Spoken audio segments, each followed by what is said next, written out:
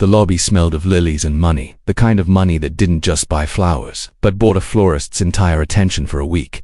I tightened my grip on my camera bag and approached the grand piano, where a woman in an ivory jumpsuit stood with a man I assumed was her fiancée Amelia. I smiled, extending my hand. She cut me off with a smile so polished it could have been buffed. Yes, thank you for coming, we're excited to meet you. Her fiancé, Daniel, shifted from foot to foot, glancing at me, then at her, then at the polished marble floor. I looked through your portfolio, Amelia continued, tucking a strand of perfect blonde hair behind her ear. And while I think there might have been a mix-up, my stomach sank. Mix-up. She tilted her head in that way people do when they want to sound gentle but are about to stick a knife between your ribs. We're looking for a different aesthetic. Daniel's brow furrowed. Amelia, no, it's fine. I set my bag on the chair beside me, forcing my voice steady. Just so I'm clear, you say different aesthetic. Do you mean you don't want a black photographer? The air between us thickened. Daniel's eyes darted to me, then to her. Amelia didn't flinch, didn't deny it, just lifted her champagne glass and sipped. I think we'll go in another direction, she said. As if we were discussing floral centerpieces instead of my dignity, I let out a short laugh, the kind that isn't amusement, but disbelief wrapped in self-control. Right. Well, thank you for your time. As I turned, Daniel muttered something I couldn't catch, and Amelia's voice snapped back in response, low but sharp. I ignored it, walking toward the elevator with my head high. Halfway there, I heard her speak again, this time to her wedding planner, who had appeared like a shadow at his side. It's my wedding, Amelia said, voice light as silk but barbed underneath. I get to choose the look I want. That look wasn't me. The elevator doors slid open, and I stepped inside. My reflection in the gold-toned paneling looked calm, collected, but my knuckles were white around my bag's strap. I told myself I was leaving with my pride intact, but as the doors closed, I realized pride didn't soften the sting. It just kept me standing when I wanted to crumble. Leah was already there when I walked into the cafe, sitting at our usual corner table, her curls pulled into a high-puff, laptop open but untouched. She took one look at my face and shut it. What happened? She asked, already bracing herself. I dropped into the chair across from her.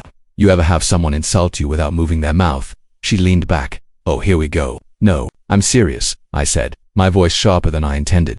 I showed Amelia my portfolio. She smiled, nodded, told me she'd think about it, but I swear, Leah. The way she said it, like she'd already decided, like she was never going to let my work into her gallery. Leah's eyes narrowed. They think they can just say it without saying it. That's how they get away with it. I stirred my coffee, though I hadn't put any sugar in yet. My hand was shaking. She didn't have to say black. It was in the pause and the smile, like she was checking a box in her head. Not one of us, Leah said, sipping her tea slowly. And Amelia, she's careful. She's not going to drop a slur. She's going to keep it polite so she can deny it later. That's their game. She's got the perfect cover, I said. Big family name, money, influence. Everyone in the art scene loves her. That's what I'm trying to tell you, Leah said, leaning forward now. Her family's been in the gallery business for decades. They sponsor half the art events in this city. If you go up against her, you're not just going up against her, you're going up against all of them. Her words landed heavy in my chest. I hated that she was right. The server came by to refill our drinks, a young woman with a messy bun and tired eyes. She glanced at Leah, then at me. Sorry, I couldn't help overhearing, she said quietly. You're talking about Amelia. Leah and I exchanged a look. Yeah, I said cautiously. The server's mouth tightened. She did the same thing to my cousin. Catering business. Cousin's food is amazing. She's been on TV. Amelia asked for a tasting, smiled through the whole thing, then said it wasn't the right fit. But 2 weeks later, she hired a white caterer who does the exact same dishes. My stomach twisted. Same menu. Same down to the damn garnish, the server said. My cousin didn't push it. Said it wasn't worth the trouble. But it's not just you. Leah shook her head slowly. Patterns, always patterns. The server's voice dropped even lower. She's been doing this for years, but nobody says anything 'cause she's rich and people want her connections. She straightened, looking toward the counter. Anyway, just thought you should know. Then she walked away like she hadn't just lit a match under my anger. Sat back, heart pounding. It's not paranoia, I said, almost to myself. It's a pattern. Leah nodded. And patterns can be proven. But you've got to decide, are you trying to call her out or get your work seen, 'cause those might not be the same fight. I hated the question. I hated that it even had to be asked. She doesn't get to decide who belongs in art, I said finally. And she doesn't get to keep doing this in the dark. Leah gave me a slow smile, but it wasn't the happy kind. Then you're gonna need more voices. People who've been through it. The whole whisper network. I thought of the service cousin, of whoever else Amelia had quietly shut out over the years.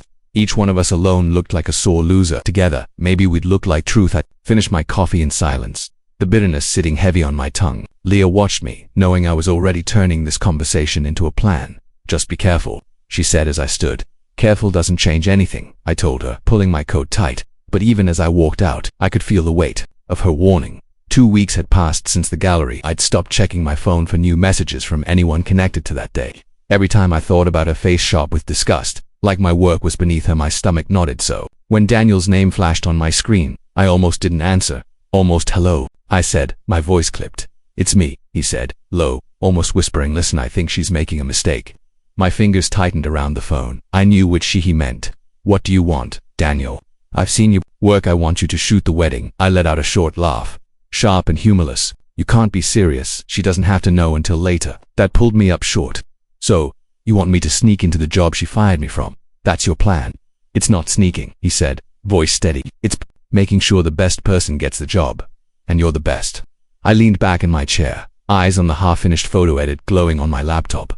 Why are you even calling me? You work for her. You're supposed to be on her side. I'm on the side of what's right, he said without hesitation. And maybe I think she needs to see she's wrong. His words hung between us. I wanted to believe him. I really did. But trust wasn't something I gave freely. Two people tangled up in other people's prejudice. You think she's going to magically change her mind because of a few wedding photos? I asked. I think, he said slowly, if she sees your work in her story, she won't be able to deny what you can do. Not without admitting the real reason she didn't want you there. That hit hard. I stayed silent for a moment, hearing only the faint hum of his line. All right, I said finally. On one condition, I'm listening. No money up front. If she hates the photos, you pay me nothing, not a cent. That's non-negotiable. I cut in. He sighed, but it wasn't the exasperated kind. It was like he'd been expecting my guard to be up. Fine, but for what it's worth, she won't hate them. I'll believe that when I see it. I muttered, deal. I closed my eyes. This could blow up in my face. It probably will. But a quiet part of me wanted this, not just a job, but the chance to put my work in front of her again, to force her to look at it without the shield of her prejudice. Deal, I said. I kept my distance from the moment I stepped onto the grounds. My hands tightened around the camera strap like it was the only thing keeping me anchored. The crowd buzzed in soft waves, laughter, clinking glasses, the shuffle of silk dresses on the grass. I didn't want them to notice me. Not yet. From behind a row of hydrangeas, I framed Amelia's mother mid-toast, her voice trembling as she held a champagne flute. You've always been my joy. Her eyes shimmered, and I caught it that moment, right before a tear breaks free. I clicked. Beautiful shot. Daniel's voice came low at my side. Stay in the moment, I murmured back, not looking at him. Pretend I'm not here. You think she hasn't already noticed? He asked. I didn't answer. Across the lawn, Amelia's laugh floated through the crowd. Her hair glinted under the late sun as she clung to her father's arm, walking toward the aisle. Daniel's eyes followed her like a magnet. I turned my lens toward him, the way his shoulders squared, the almost imperceptible breath he took in. Click. During the vows, I stayed at the edge of the tent, my shadow just beyond the candlelight. The words blurred for me. Love, cherish, forever, but the guests hung on every syllable. I caught glimpses between heads, her fingers brushing his, the tremble in her lip when he slid the ring on. My hands itched to keep shooting, but something about the way she held herself felt brittle. Later, when the music loosened the air and children spilled onto the dance floor, I crouched low to catch their spinning, their tiny shoes flashing. One boy fell, laughed, and was scooped up by his mother. I almost smiled. I was framing another shot when I felt it, that sharp awareness, like a beam of light on the back of my neck. I lowered the camera and turned to Amelia. Her eyes locked on mine across the crowd, narrowing just enough to be unmistakable. The noise around us dulled. She tilted her head, almost imperceptibly, before looking at Daniel. Her lips moved. Wait, who is that? I didn't hear his answer, but I saw him step closer to her, his hand on her elbow. Just trust me. His mouth formed the words, her jaw tightened. For a moment I thought she'd march across the floor and demand answers. But she glanced at the guests around her, swallowed whatever she was going to say, and plastered a smile back on. I raised my camera again, letting the glass be my shield. Through the viewfinder, she was just a bride lit in gold. The rest of it, the tension under her skin, the suspicion in her stare, stayed hidden from everyone else. Daniel's office felt smaller than I remembered, though maybe it was just Amelia's presence sucking the air out of it. She sat in the chair opposite his desk, arms crossed so tight it looked like she was holding herself together. Her chin was lifted in that quiet, practiced defiance she wore like perfume. Daniel gestured toward me. Go ahead. I took a breath and slid the first print across the table. Her grandmother, mid-laugh, sunlight catching her veil like spun gold. Amelia didn't even lean forward. I pulled out the next, her grandfather raising a toast, eyes crinkling. Then another, Amelia herself, caught off guard, smiling at someone off camera in a way I'd never seen. Her posture shifted, almost imperceptibly, but I saw it. You took these. Her voice was quieter now, almost unwilling. Every single one. I kept my tone even, but inside I felt the tremor in my chest. She glanced at Daniel, as if to confirm I wasn't bluffing. He gave the smallest nod. Her fingers hovered over the edge of a photo but didn't touch it. I didn't know. I leaned forward. You didn't want to know. Her jaw clenched. That's not yes, it is, I cut in. You saw me as what? The help. Someone whose work couldn't possibly hold value unless it came with a certain name attached. Daniel shifted in his seat. Let's keep this no, I said, sharper than I intended. You wanted proof. Here it is. Your family story, your wedding day, your laughter through my lens, and you almost erased it because of what you assumed about me. Her eyes glistened. She swallowed hard. I didn't think that's the point. I said, you didn't think. Not about me, not about what I could do. You decided before you even looked. For a moment, the only sound was the faint hum of Daniel's desk lamp. Amelia finally picked up one of the prints, the one of her grandmother's. Vale caught mid-air and stared at it for longer than she probably meant to. These are beautiful, she murmured like the words tasted unfamiliar in her mouth. They're not just beautiful, I replied. They're the truth. And the truth doesn't need your approval to exist. Her lips pressed together, eyes darting away from mine. The wall she'd built was still there, but now I could see the cracks. I gathered the rest of the photos and slid them back into the envelope. You can keep those, I said, not because you've earned them, but because one day you might look at them differently. I stood. Daniel stayed seated, his gaze following me, but he didn't say a word. Amelia didn't either. As I reached the door, I heard the faintest whisper behind me. Thank you. I didn't turn around. I just left the envelope still on the table, the weight in my chest a little lighter. Daniel's footsteps faded down the hall. The air felt heavier without his voice in the room, as if silence itself had been waiting for its turn to speak. Amelia's fingers twisted around the stem of her champagne glass. She didn't drink it, just held it like it was some kind of shield. I didn't want you at my wedding because her eyes darted away, the words hitching on her breath. I thought it wouldn't fit the image I wanted. People talk. I didn't move, didn't blink, just let the quiet grow between us until it pressed against her like a weight. Thought her voice cracked. It wasn't fair. I'm sorry. Sorry doesn't erase the fact you saw my skin before you saw my work, I said, my tone sharper than I intended but not sharp enough to cut through the years of hurt. Her lips trembled. I know. No, you don't know, I said, leaning forward, elbows on my knees. You don't know what it's like to hear about the event from someone else. To realize the person you called a friend didn't think you belonged in the pictures that would hang on her wall for decades. Her tears came slowly at first, like she didn't quite believe she deserved to cry. I was stupid, selfish, afraid of whispers. I tilted my head, afraid of whose whispers? Your mother's, your friend's, or your own? Her shoulders sagged, all of them. A bitter laugh slipped out before I could stop it. That's the thing, Amelia, people like me, we don't get the luxury of worrying about whispers. We're too busy surviving the shouts. She flinched. I softened. My voice, but not my truth. You could have just said you didn't want me there. That would have hurt, sure, but this. I gestured vaguely, meaning the years of half-hearted check-ins, the polite distance. This was worse. Her gaze fell to the carpet. I thought if I kept my distance it would fade. It didn't, I said flatly. For a moment, neither of us spoke. The sound of my own heartbeat filled the room. She finally whispered, do you hate me? I thought about it, not for her sake, but for mine. No, I said slowly, but I don't trust you, and trust takes more than an apology. Over champagne. Her head jerked up as if my words were the first ones that truly landed. Then tell me what to do, I'll do it.